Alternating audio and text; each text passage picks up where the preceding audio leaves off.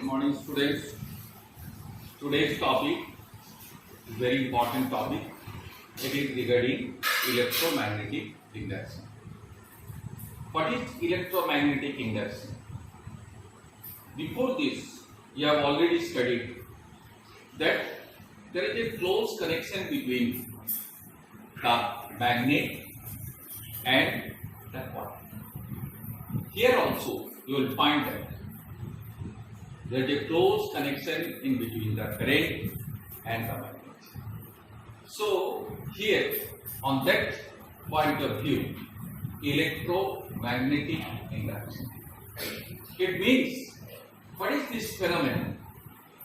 The phenomena of producing electric current by moving a magnet near a coil is called electromagnetic induction. Here you can see it's a experiment which was carried by the great scientist Faraday. The phenomena of producing electric current by moving a magnet near a coil. Here you can see it's a coil, and this coil is connected to a galvanometer. Later on, I would like to explain if magnetic field, it's better to say the magnetic past. If a magnetic field or magnetic past through a circuit changes, then a potential difference, which is also known as the voltage, potential difference and a current are introduced or induced in a circuit. So whatever current is induced in that circuit, whatever potential difference, the potential difference is called the induced potential difference, and whatever current is produced, that current is known as the induced current. So again I repeat, the potential difference is called the induced potential difference, and the current is induced current. In other words, it can be explained that whenever there is a relative motion between a conductor and a magnetic field, between a conductor and a magnetic field, relative motion in between a conductor and a magnetic field, then what happens? An induced potential or induced potential difference and induced current is produced.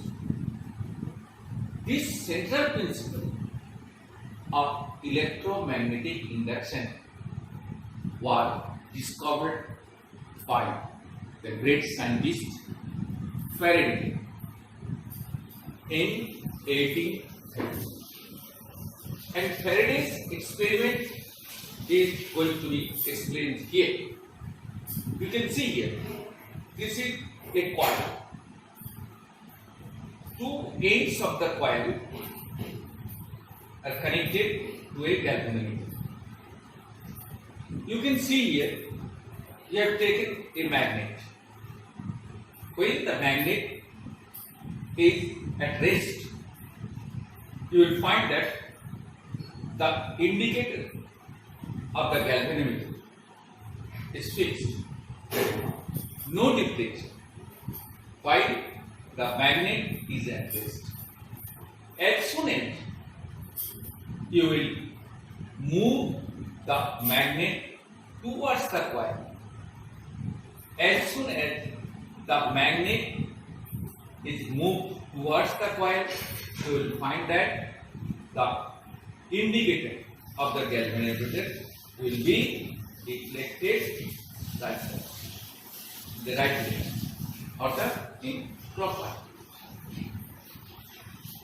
And when the magnet will be reseated, that is, while you will draw it back, you will find that the indicator will be deflected in reverse direction, that is opposite direction.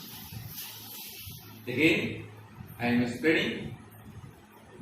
This is due to the magnetic field, the movement of the magnet. I told you earlier that it is the relative motion between a conductor and magnetic field. This is the magnetic field. This magnet creates magnetic field, and this is the coil. So, while we move the magnet towards the coil, the indicator of the galvanometer will be deflected right here. That is in clockwise. But as soon as we are going back, that is in this direction, moving, receding in this direction, that is opposite direction, forward and backward. While backward direction, you will find that the indicator will be deflected just opposite direction, that is anti-clockwise, reverse. So either the magnet or the coil, if the magnet will be static or constant, and if the coil will be moved towards, then you will find deflection in the galvanometer. And while again the coil will be receded back, you will find there will be deflection in the galvanometer, the indicator of the galvanometer. So either the magnet will be constant or the coil is constant. Either of the two, while moving towards each other, you will find the deflection. Why? This deflection indicates the production of electric current. So, the phenomena of producing electric current, the deflection of the indicator of the galvanometer, clearly indicating the production of electric current. But how? By moving a magnet near a coil. By moving a magnet near a coil.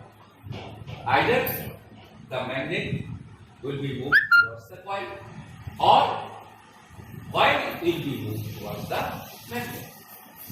But while the magnet was constant, you can see the indicator is quite fixed, that is at 0. As soon as magnet is moved towards the coil, indicator will be deflected in rightward direction or clockwise direction. But as soon as the magnet will be drawn back, you will find that the deflection of the indicator will be just as opposite. This experiment was also done by the scientist Faraday. Now, another experiment. You can see here, it's a core on which two coils are wound over the same core, coil 1 and coil 2. And coil 1 is connected to a battery and coil 2 is connected to a galvanometer. Two coils. Coil 1 is known as the primary coil and coil 2 is called the secondary coil. You can see here, two coils are wound over the same core and current is passed through one of them. One of them, that is in coil 1. You can see How current is passing through coil 1? Because we have used here battery. After connecting the two ends of coil 1 with the battery, when key is put, then circuit is completed. As soon as the circuit is completed, you will see the coil 2. Here is the coil. Coil 2 will also receive that current, and this current is induced current. How can you feel that really the coil 2 is also induced? You will find that the galvanometer, the indicator of the galvanometer, will show the deflection. So, as in the previous experiment, relative motion in between the coil and the magnet is needed. Relative motion in between the coil and the magnet is needed to generate current.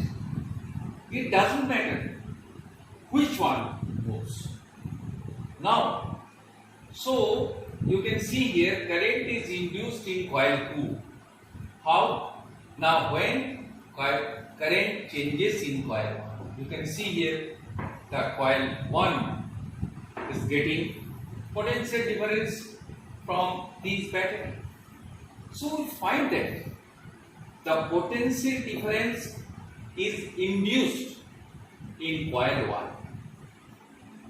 The potential difference is induced in coil 1, and that current is induced in coil 2.